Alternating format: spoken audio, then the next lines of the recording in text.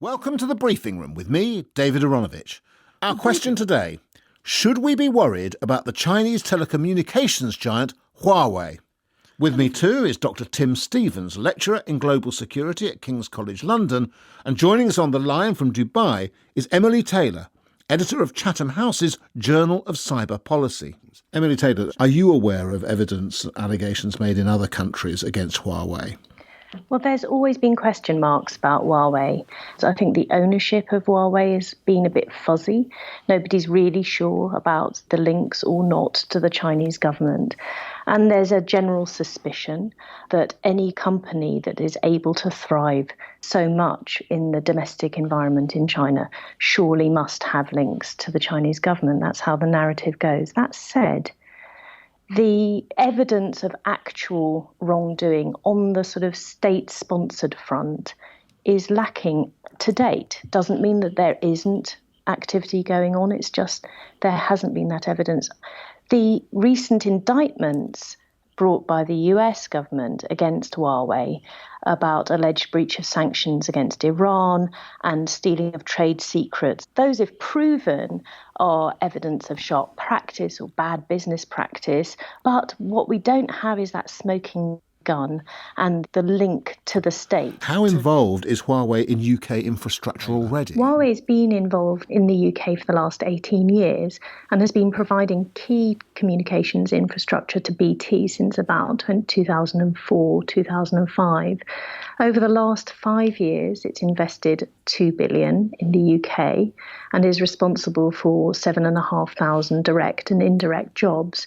It has just recently pledged another, I think, 2 or 3 billion, there are conflicting reports, over the next 5 years.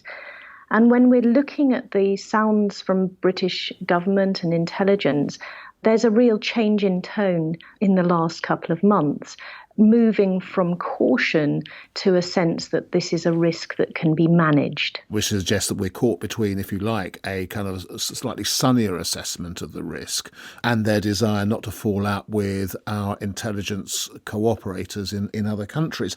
How much greater is China's power to force companies like Huawei to hand over information than, let's say, the UK's is? There are recent domestic laws in China requiring providers, and particularly providers of critical communications infrastructure, to cooperate with domestic intelligence services. The language is quite widely drawn, and so it's easy to imagine that it could be flexibly interpreted, shall we put it like that. At the same time, the UK itself has recently enacted very wide-ranging surveillance laws, which also require domestic providers to cooperate and to share data and to also lift encryption protections and disclose internet connection records.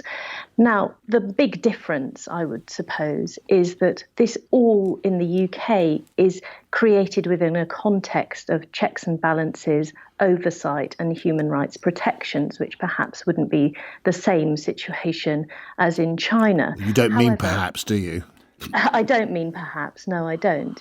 However, one thing that the Chinese authorities are able to do is point to our domestic laws and draw similarities between the two. That's interesting. It doesn't help the British government resolve its dilemma in a way. It doesn't. And I think that the dilemma is particularly acute at this time when Huawei is there intending to make very significant investments in the UK just at a point where we're leaving the EU, and many other foreign investors are leaving, particularly in the automobile industry.